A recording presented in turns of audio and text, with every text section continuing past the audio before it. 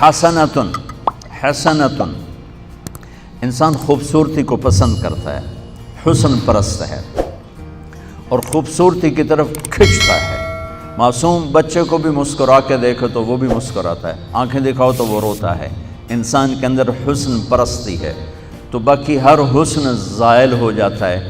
میرے نبی کے زندگی والا حسن ہمیشہ بڑھتا رہتا ہے۔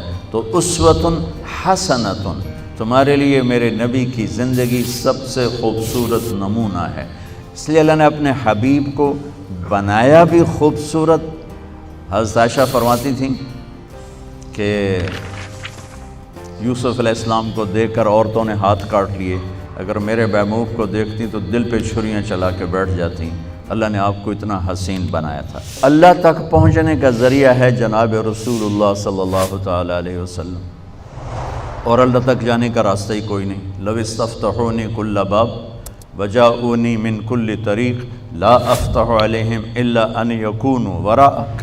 اللہ تعالیٰ نے فرمایا میرے نبی آپ اعلان کریں، یہ حدیث قدسی ہے کہ آپ کے بعد اب مجھ تک آنے کا ہر راستہ بند ہے، ہر دروازہ بند ہے، کوئی آپ کے رب کے پاس نہیں پہنچ سکتا جب تک آپ کے پیچھے نہ ہو۔